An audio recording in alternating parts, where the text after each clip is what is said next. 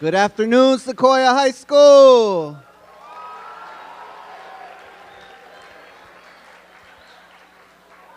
Buenas tardes. I'm very honored to be here. Thank you. I do have a confession to make. I was driving. I was so excited to get here, driving 5 hours to get here this morning, and I stepped on the gas a little too much, and I ended up getting a speeding ticket to get here. So I got a little too excited, but it's worth my trip here. Just meeting some of these wonderful young people already, some of you in the audience. I just want to, today really what I want to focus on is this expression, and it goes like this. Obstacles make some people break, but they make others break records. One more time. Obstacles make some people break, but they make others break records. So keep that in mind as I go through my conversation with you today. Keep that in mind. I got an email from the Vice President of the United States right after I had gone to meet President Obama and to talk to his administration about policing and gun violence in America. And right when the Vice President's office wrote to me over email, I thought it was, one of these scams. So I almost hit delete. And I thought, wait a minute, maybe I should call them up and see if this is real. So I called them up, and they answered, Vice President's office, and I said, you sent me an email. Is this correct? They're like, yeah, Dr. Rios, we want to invite you. You're part of a national effort to invite national Latino leaders to the Vice President's home and to talk about policing in America. And I said, oh, which national leaders are going to be there? And then they said, oh, sir, you're one of them. And it got me to think, wow, I get to go to the Vice President's office, and they think of me as a leader.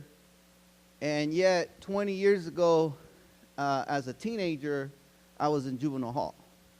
20 years as a teenager, I was on the streets of Oakland, California, watching people smoke crack, get high, sell crack, and end up dead. And so in that 20 years lifespan, what changed?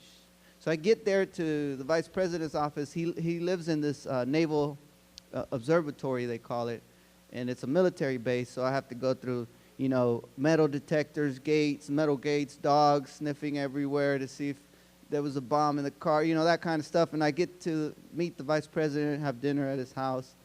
It was all right. And but this was the best part. I'm from Oakland, so I go in there and I'm like thinking, man, how does this kid from Oakland make it to the Vice President's house and then get asked by the Vice President, Dr. Rios, sir, can you tell me more about your research on policing and your books about police and how we can have police better help communities in need? And so I told him what I thought, and I go to the bathroom, man, I was nervous. And I get to the bathroom, I'm done in the bathroom, I go wash my hands, and I go to reach for a paper towel, and it says, Office of the Vice President on it. So I grab a few stack of them and I put them in my pocket. And I guess you could take me out of Oakland, but you can't take Oakland out of me.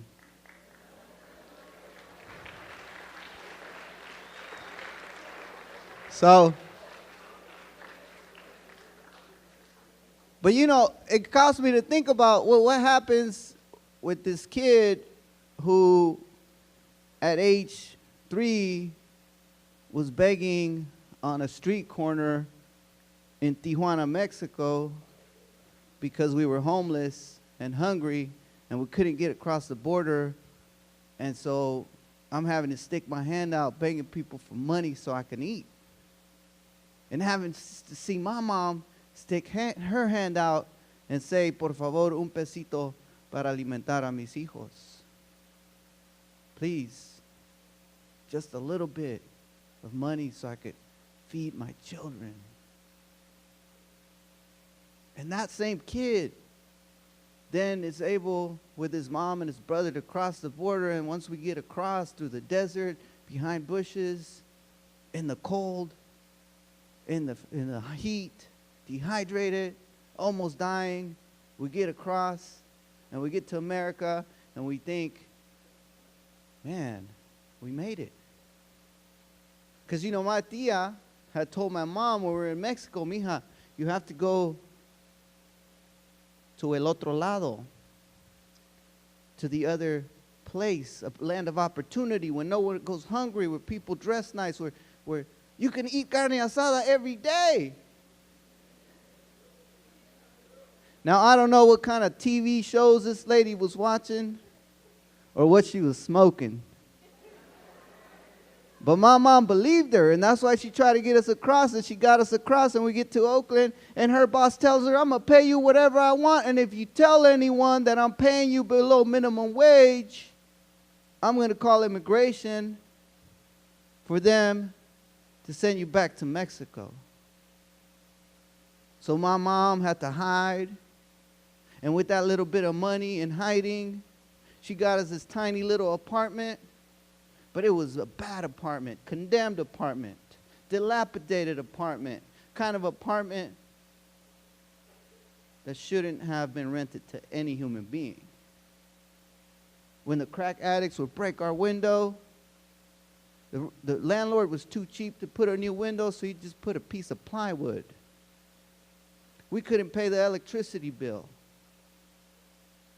So we had to run an orange extension cord from the neighbor's house just to get a light bulb. Man, the situation got so bad that one day my little primo, little baby, cousin, he's sleeping in his crib. In the middle of the night, the rats came. We had big rats with long tails. They crawled on his crib, and they began to chew his face up. They chewed his lips, his gums, his cheeks. By the time his mom got up and turned on the light, man, this little 2-month-old baby was in a pool of blood. My little cousin ended up in the hospital for months. His little face had to be put back in place, reconstructed. And by this time, man, I'm in 8th grade. I'm growing up. And I'm thinking to myself, man, no human being should go through this. I'm thinking to myself, my family doesn't deserve this. We're good people. I'm thinking to myself, I want to get my family out of poverty. So in 8th grade, I decided to drop out of school and get a job. But we know what kind of job 8th grade dropouts get. McDonald's if you're lucky, hustling on the street if you have to. I was just lost. And one day, instead of walking this way to school, I walked this way to the jardinero's house, the landscaper's house.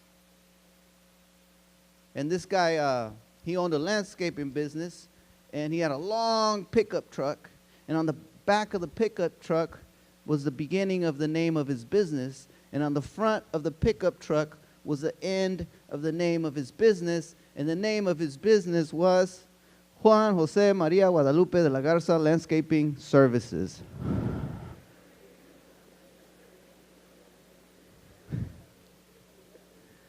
His name was a little too long for me, so I just called him Johnny for short. I said, hey, Johnny, hey, Holmes, let me get a job. He says, you're too little, go back to school, mocoso. Snotty-nosed kid, go back to school. I said, Johnny, please, man, my mama's broke. Let me get a job. You could pay me whatever you want. Oh, pay you whatever I want? Okay, get in the car, let's go. I had got a job. And it felt good to have a job. Man, I was going to be pushing lawnmowers, making some money, saving it, buying the shoes I wanted. I was going to push lawnmowers, save enough money to pay the bills so we didn't have to run that orange extension cord from the neighbor's house. Man, I was going to push lawnmowers and one day become the lead gardener and buy my mom the house she always wanted. Because she deserved that. She worked hard all her life. And here I am pushing lawnmowers at the rich people's houses, thinking in an illusion that I was going to somehow make a lot of money pushing lawnmowers.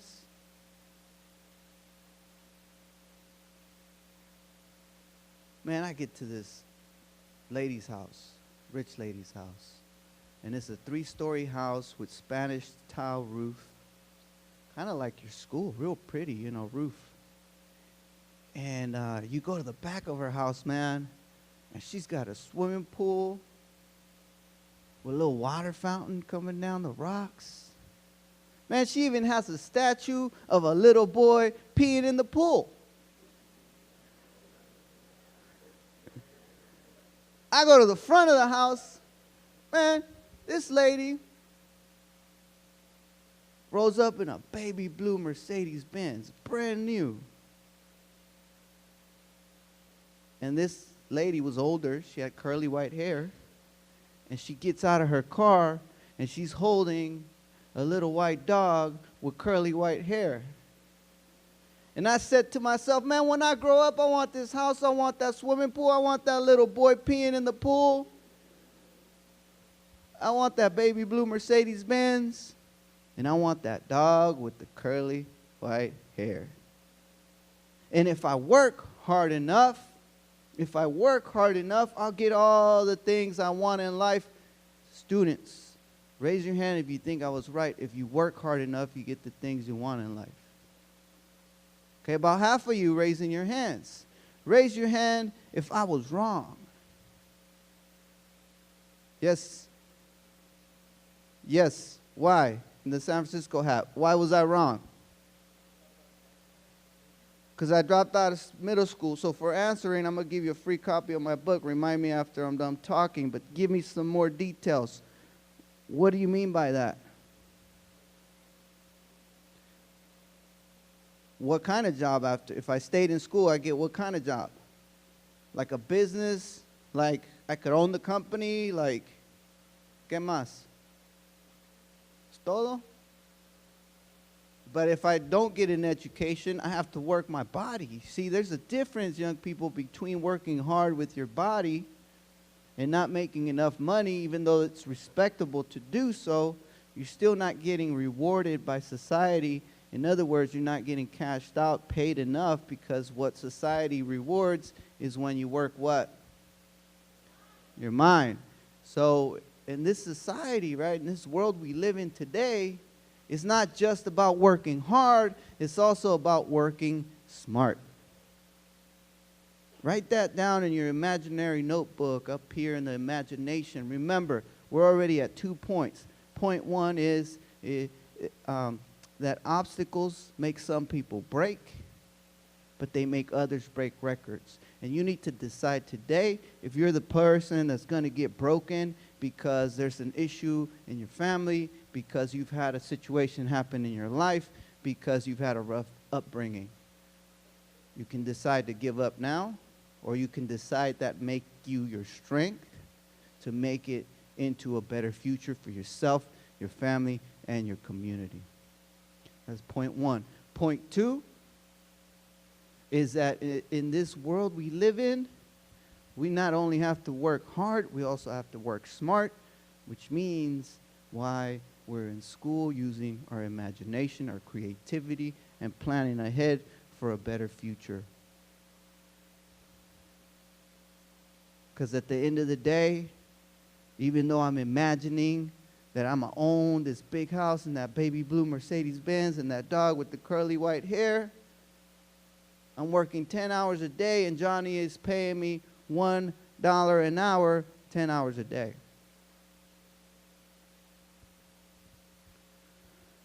So I get home from school after working for 2 months, being completely dropped out, and I get home and my mom's waiting for me. And she has her hand behind her back. And I don't know about your mom, but when my mom has her hand behind her back, you know what time it is. You see, my mom, there was no man in the house because I did not have a father, because my father abandoned me before I was even born. And all my life I looked for a father and I couldn't find him. And all my life I was angry because I couldn't find my father.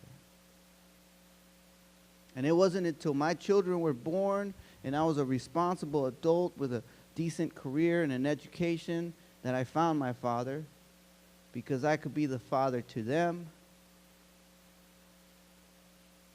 that I never had. And so if you don't have a parent, a father, a mother, someone you're looking for in your life, remember, when you become a responsible professional adult, you can play that part. You could be that person that you're always been looking for.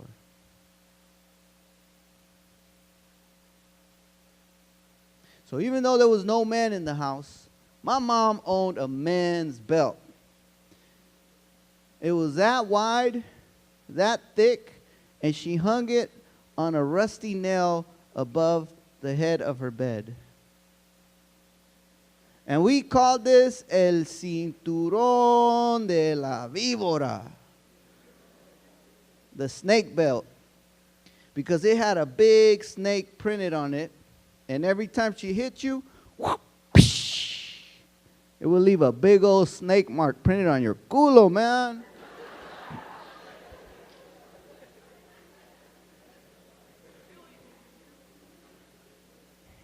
I had the first tattoo in the neighborhood right here.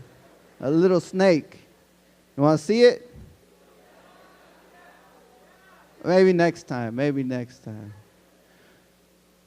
So, well, I get home, my mom's got her hand behind her back. She's looking at me like this. She says, ¿Dónde has estado? Where you been? I was dusty, dirty, muddy. I said, Mom, I've been playing marbles with my friends, Mom.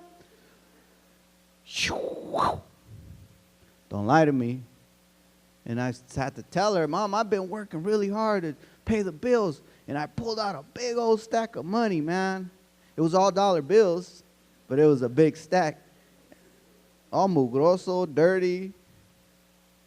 I'm like, here you go, Mom, for the bills. She says, I don't want your money. I've been breaking my back, risking my life to get you here to this country, to support you, and you're going to backstab me by not going to get an education, the one thing I came to this country for? Do you remember when we were on those streets begging people so we can eat? We sacrificed so you could make it in your education. Young people, sometimes we forget how much sacrifice our loved ones, our grandparents, our mom, our dad, our padrinos, our madrinas, our tios, our tias, our primos, our siblings, how much they sacrificed for us to make it here to school, to get a decent education, to plan for a better future. So never forget them. And if you're having a lazy day or a hard time in school, you keep working hard and working smart for your, if you don't work hard and smart for yourself, do it for your family and your loved ones. Let's clap it up for them.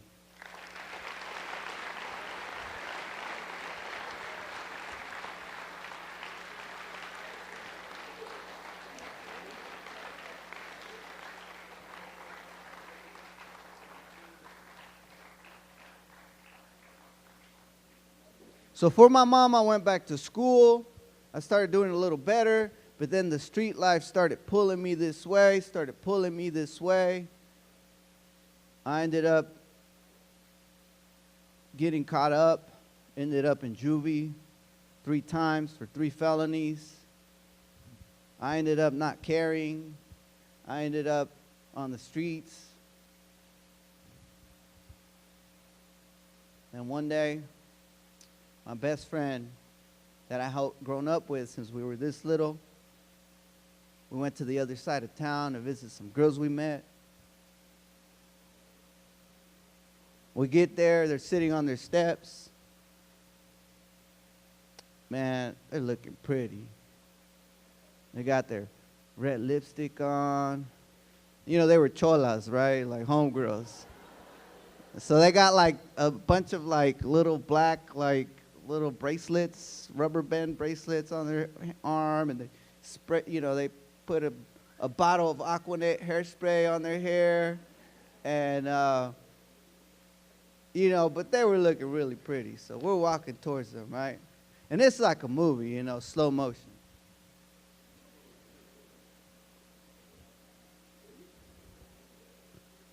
And I turned to my homeboy and I said, hey, man, I bet you $5 I get the first kiss. Homeboy's really excited back there. Keep an eye on him. And then I said, and then he says, all right, bro, I got 5 on it. We keep walking. We turn this way, and a big group of our enemies are walking towards us. So my friend, he says, hey, man, let's go or we're going to get beat up. And I said, no, we can't leave, because if we leave, they're going to think we're cowards, so we're going to stay here and we're going to throw down. So these guys come up to us, fists are flying everywhere. Man, I fell down. I got back up. Fists are flying everywhere. I fell down. I didn't want to get back up. But I did, and that's where it happened, man. They pulled out a gun. I started running. My homeboy started running. Boom, boom, boom, boom, boom. I heard the gunshots. I hid between 2 cars. I look back. Those guys are running away. I'm looking for my friend. I don't see him. I look around the car. I see his feet. I get a little closer. I turn him around.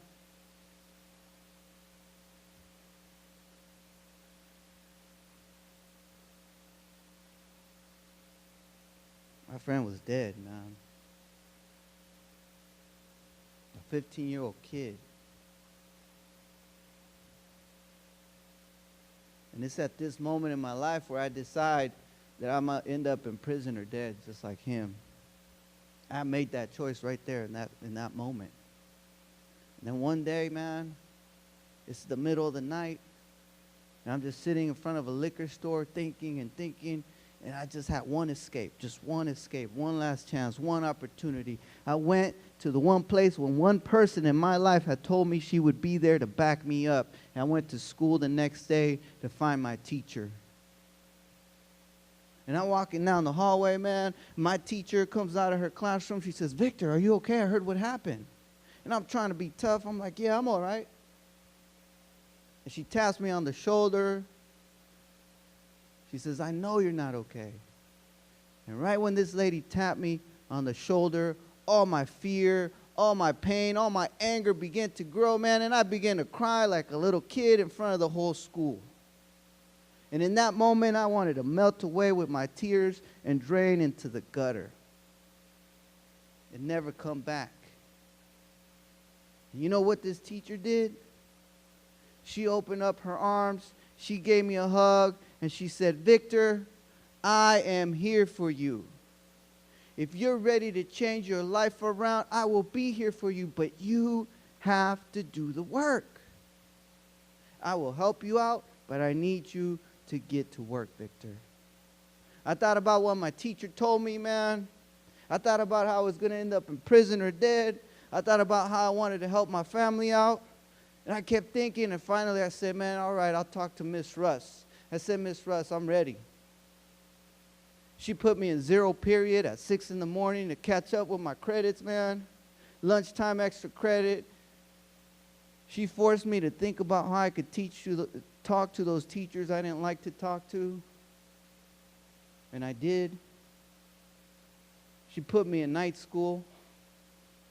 And I'm proud to tell you that with my hard and smart work, I ended up graduating from high school on time and with my class.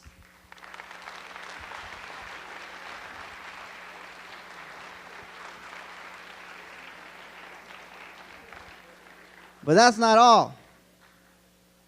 So then, my teacher, as I'm getting ready to graduate around this time of year, I know some of you here are getting ready to graduate. She comes to me and she says, Victor, I'm so proud of you. I knew you could do it. Now it's time to go to college. College, me? Man, what is this teacher smoking thinking I'm going to college? I'm supposed to be a gardener, remember? I know you could do it. She hooked me up with some college students, some nerds that started to help me out with my applications. You know, you see them walking around here trying to help you out, right? Good people, good people. Helped me out with my applications to college. Man, I got motivated. I said, man, I got to believe in myself. Because when you believe in yourself, you accomplish the unbelievable. So I applied to college, man. A few days later, get a letter. Congratulations, a few weeks, months later, maybe like 6 weeks later, you've been admitted to California State University.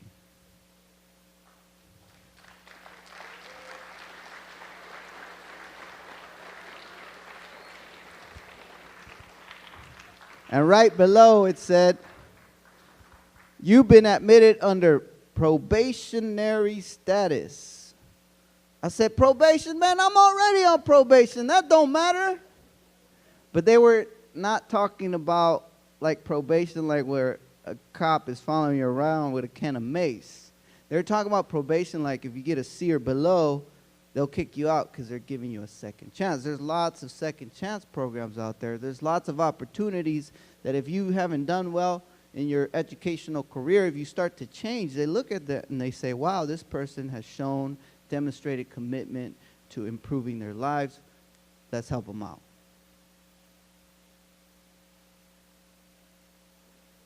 So I went to college. I'm not going to lie to you. College is tough, but it's really fun. I only went to classes twice a week. The rest of the week, I was hanging out, studying, hanging out, studying, hanging out, studying. It was a perfect place for me. Working full-time, studying, hanging out, working full-time, studying, hanging out. It was perfect. I had a great time. 4 years later, I graduate. I apply to UC Berkeley to go get a doctorate degree. 5 years later, after my 4-year degree, in the year 2005, I'm proud to tell you I became Dr. Victor Rios.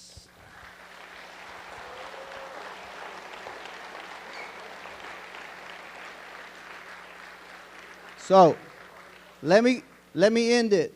In conclusion, young people, when I got my PhD, I went to the bank, I got a home loan. First I bought a home, took like 30 days to get the key. Got the key, drove to my mom's apartment, knocked on her door. She opens the door, I have the key in my pocket. I'm nervous. She says, ¿Qué pasó, mijo? I pull out the key out of my pocket. I hand it to her and I say, Mom, I'm sorry you had to wait 30 years for this, but here are the keys to your house.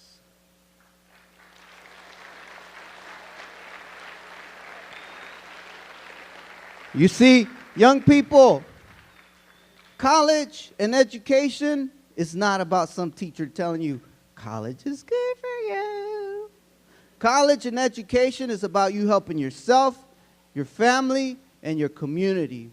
So as you move forward, never forget, believe in yourself, and you will accomplish the unbelievable. My name is Dr. Victor Rios, and I want to thank you for your time.